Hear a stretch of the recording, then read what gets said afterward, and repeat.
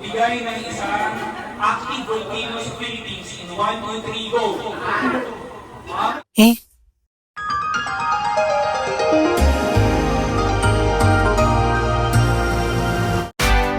Look at the big wide world we're living in. Yeah, I'll keep running until I discover it. I know I've got. This week, we're going to Manila. Hey! Taas. Taas na energy, no? Time check, or date check. It's December 27th today, Sabado. Nasa kalsada na naman kami. Kasi palaboy-laboy kami because we're on our way to Quezon City. We're going to meet a few of our friends, sila Claro, to watch MMFF films. Parang yearly tradition na namin siya. So far what we have on our list are Call Me Mother, Vice Ganda, Unmarry, Angelica Panganiban, and Bar Boys After School or Bar Boys 2.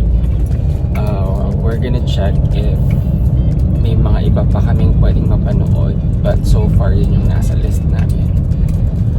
And then we're gonna stay there overnight na rin sa Quezon City kasi by tomorrow, the 28th, Sunday, may Christmas party naman kaming a-attendan kasama yung mga ka-choir namin. It took us less than an hour to get to Manila. Lahat yata ng tao nasa probinsya kaya walang masyadong tao sa Skyway and EDSA. We also made a reservation sa isang hotel na nasubukan na namin before at gusto naming itry yung breakfast nila at isang coffee and cake shop na katabi lang din naman. Welcome to B Hotel.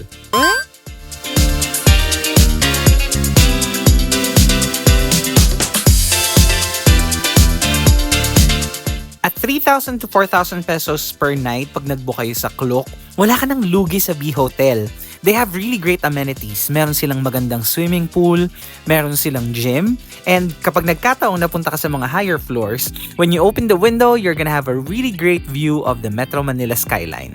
By the way, libre na rin ng parking and merong pa welcome drink si Mayor. And here is your room tour.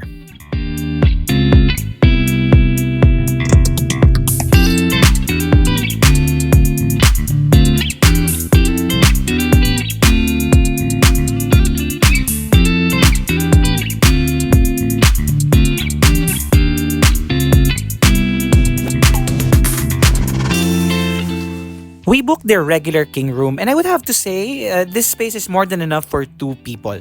At first, medyo na-weirdohan talaga ako dun sa sink na nasa labas ng restroom, but that's fine, it actually adds flair to the design. And we are off to meet our friends. Nakasmile ka ba? Ha? We'll be meeting our friends dito sa SM and na-realize namin na kaya pala wala sa kalsada mga tao kasi lahat sila nandito sa loob ng mall. And while walking, nakita namin yung mga signage na meron ding Pokemon activity today, so pinuntahan na rin namin sila.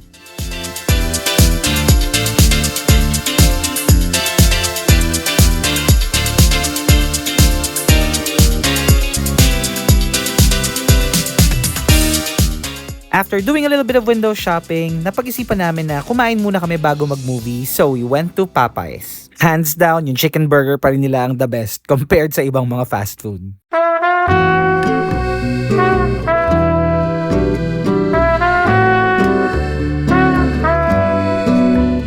After eating, we went straight to the cinema.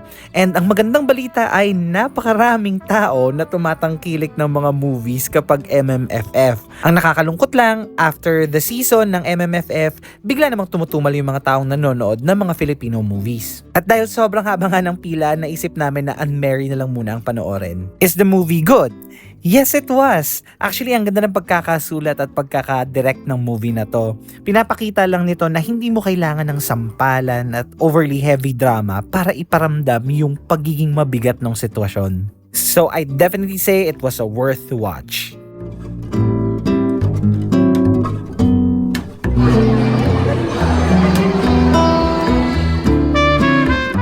At syempre pagkatapos ng movie, ano pa nga ba't kakain tayo ulit?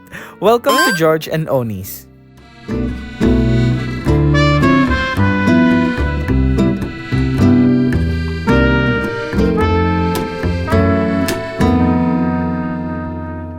Don't be fooled by the name of this restaurant. Hindi po siya Japanese or fusion restaurant. They're actually serving Filipino cuisine. Ang price range ng food is between 350 to around 550 pesos per dish, which kung isipin mo, baka medyo mahal. But in truth, dahil sa location niya, maintindihan mo kung bakit ganun yung rate. As for the taste, it was 50-50. It was either hit or miss. May mga dish na masarap, meron din namang forgettable. So was it worth it? Well, kung tinatamad kang lumayo sa cinema at kung gusto nyo na ng mga tropa nyo ng isang lugar na maganda ang ambience para magkwentuhan, okay na rito. But don't expect a life-changing dish. And it's time to head back to our hotel.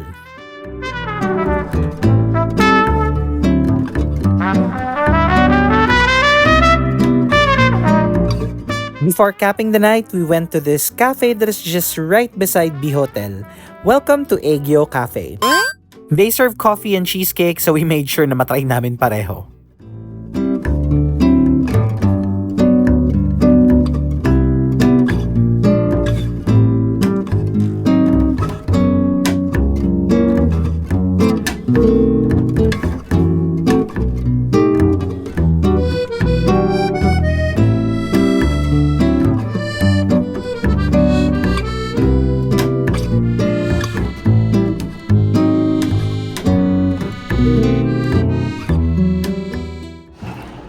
Tikman mo na.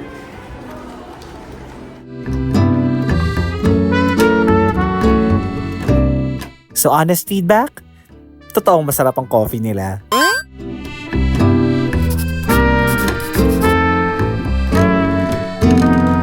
For breakfast, matagal-tagal na namin gustong matikman ng food ng B Hotel, so we ordered food from their restaurant. So, story time. Today is December 28th. Almost 11 o'clock. And andito kami sa B Hotel dito sa Quezon City sa Scout Rally. So, story time lang. Quick story time. When I woke up, nagpunta ako agad ng CR. Do the works and everything, mga regular ritual sa umaga. And then, nakita ko yung sanitary kit ng hotel. So, yung sanitary kit ng hotel ay merong cotton buds. Okay, so una, ginamit ko muna sa right ear ko. So, okay naman. Okay, nalinis. Medyo lumuwag yung cotton kung ginamit ko sa right ear ko. Then, paglinis ko sa left ear ko, paghugot ko ng cotton buds, wala na yung cotton. No! So, saan siya napunta? Saan siya dalhin? Hindi ayun. Ginising ko. Tulog pa kasi si PJ when I did that or when that happened. So, I had to wake him up to ask for help. So, we tried to use yung pinanggalingan ng cotton pero hindi kaya. Hindi yun ang ginawa ko. Kasi matutulak lalo. Yung ginawa niya. Tapos trinay ko rin yung ginagawa kapag nag-relieve ng pressure. Yung sa nose, mag-blow ka habang nakasara. Hindi rin siya nag-work. Trinay ko rin siya i-tilt yung ulo ko para is itak-tak. Hindi rin nag-work. So we ended up calling the reception, yung lobby. So, good thing naman, long story short, good thing meron silang maliit na tweezers pala, sorry. Na yung parang pang medical na rin siya almost, yung maninipis yung dulo. And then PJ was able to pull it out of my left ear. So yun, nakatipid kami. Imbis na mag-medical safe. Imbis na magpunta kami sa hospital or seek help from doctors. It was successful. So now ngayon, naghihintay kami for our brunch. End of short story. O tara, tingnan na natin yung food ng B Hotel.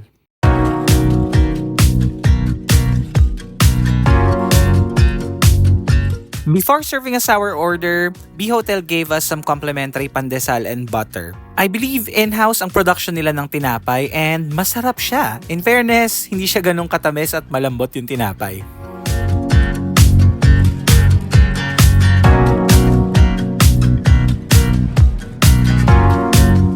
Miguel ordered pad thai and I got their tapsilog. Their tapsilog is priced at 300 pesos. At this point, I was contemplating, nasasarapan nga ba talaga ako? Very garlicky yung tapa and masarap din yung timpla dahil hindi sobrang alat. Medyo may tamis kaya nung una hindi siya okay sa akin but in the end, okay naman siya.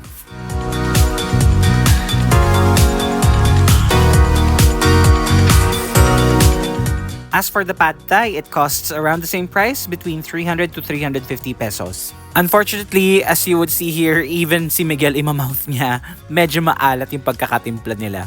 After eating and checking out, we went to a coffee shop that's just close by and had the highest Google rating here in this strip of Quezon City.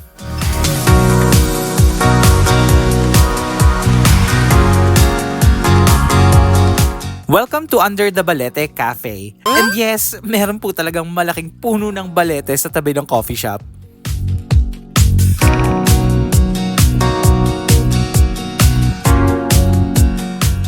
Miguel had their Americano at ako naman ay caramel macchiato. And deserve naman talaga na yung rating. Masarap talaga yung kape. After that, dumiretso na kami sa venue ng Christmas party ng choir. Sobrang dami ng chikahan at sobrang dami din ng games.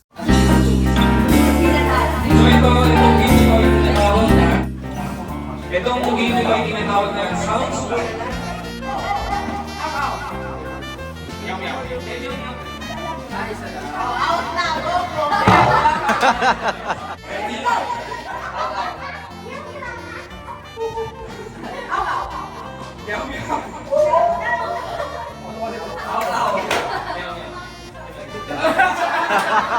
For the second game, nilaro namin yung game na chinecheck kung pareho kayo ng wavelength nung kalaro mo or nung kapartner mo. Kung saan bibigyan kayo ng category, tapos bibilangan kayo ng 3, tapos kailangan pareho kayo ng sagot.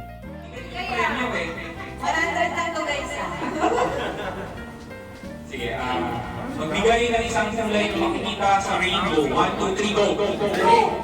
Patay, away ito. Outside ako na po. Blue, red. Ay, Sana white na yan. bakit red pinili mo, Echo? Okay. Ang question nyo ay, magbigay ng isang active volcano sa Philippines in 1, 2, 3, go!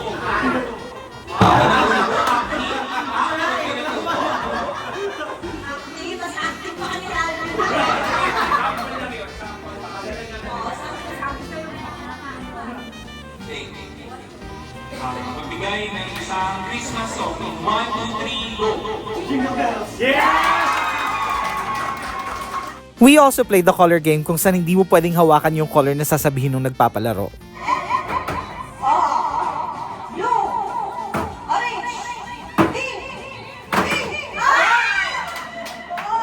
There were so many more fun games after that.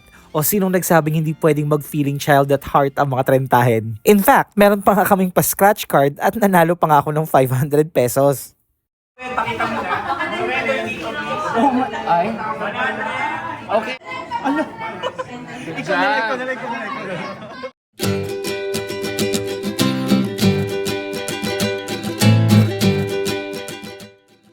We ended the party by sharing gifts and eating good food. Mula nung lumipat kami sa Cavite, bihirang-bihira na kami ni Miguel na nakakasali sa mga mass services ng choir, but we're really happy that they still consider us as part of the group. Thank you so much kay Edmond sa pag-organize ng party na to. It was so much fun.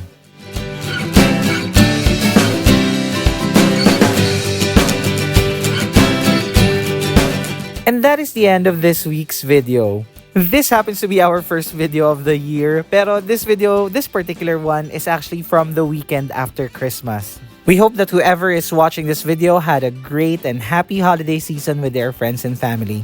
Thank you for watching, see you again next week, and please subscribe!